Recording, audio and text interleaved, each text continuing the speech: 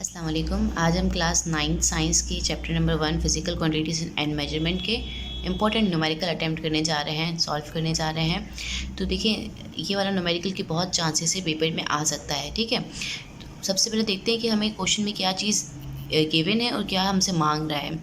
तो देखिए, सवाल है हमारे पास, what is the mass of a solid iron wrecking ball. यानी कि जो बॉल है उसका आपको मास पूछ रहा है, यानी कि मास आपको फाइंड आउट करना है। इसके बाद आपको दे क्या रहा है, रेडियस दे रहा है 18 सेंटीमीटर। सबसे पहले बात करते हैं रेडियस होता क्या है। तो फॉर एग्जांपल जो एक सर्कल है उसके जो सेंटर पॉइंट है, सेंटर पॉइंट से लेके बाउंड्री तक का जो डिस्टेंस होता है वो रेडियस कहलाता है। वो आपको दिया गया है 18 सेंटीमीटर। बट रेडियस हमेशा होता किसके अंदर है, मीटर के अंदर होता है। तो उसे डिवाइडेड बाय 100 करके आपने इसे मीटर में कर लिया। ठीक है, सेकंड चीज़ आपके पास क्या है, the density of iron is 7.8 ग्राम पर सेंटीमीटर क्यूब।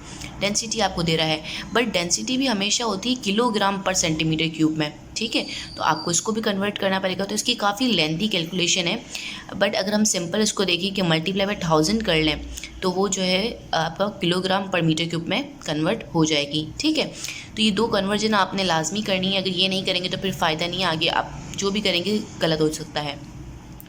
अब आपने फॉर्मूला लगाया। अब फॉर्मूला अगर हम देखें, हमें क्या मांग रहा है, मास मांग रहा है ना। ठीक है, तो ये वाला फॉर्मूला है, डेंसिटी भी गिवन है, मास भी है, बट हमारे पास यहाँ पर चीज़ है वॉल्यूम। हमारे पास वॉल्यूम नहीं गिवन है ना, हमें दिया गया है, तो वो हमें सबसे पहले फाइंड करना पड़ेगा। इसलिए यहाँ पर हमने वॉल्यूम का फॉर्मूला यूज़ किया है।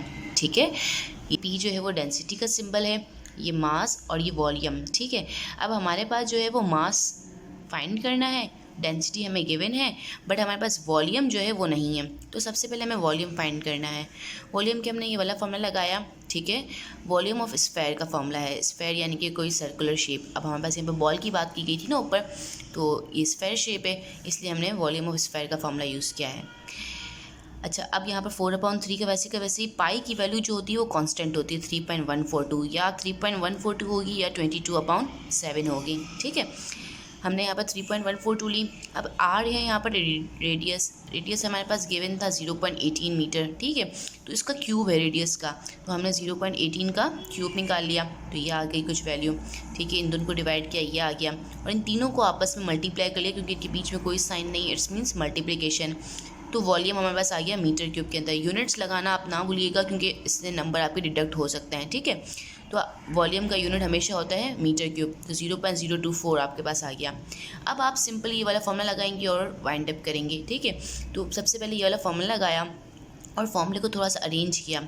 ठीक है, मतलब फॉर्मूले के साथ प्ले करना है। अब किस तरह से, हमें मास की वैल्यू चाहिए, तो वी यहाँ इसके साथ क्या हो रहा है, डिवाइड हो रहा है, पी के पास जाके क्या हो जाएगा, मल्टीप्लाई हो जाएगा, ये चीज़। ठीक है, अब पी यानी कि डेंसिटी, डेंसिटी हमें गिवन थी 7,800, वो हमने लिखी। वॉल्यूम अभी हमने निकाला 0.024, वो ऐड किया, इन दोनों को मल्टीप्लाई किया और हमारे पास मास आ गया इन केजी। ठीक है, मास हमेशा केजी में होता है। अब आप ये वाला क्वेश्चन खुद से ट्राई कीजिएगा और उसका आंसर आप कमेंट में मेंशन कीजिएगा। ठीक है।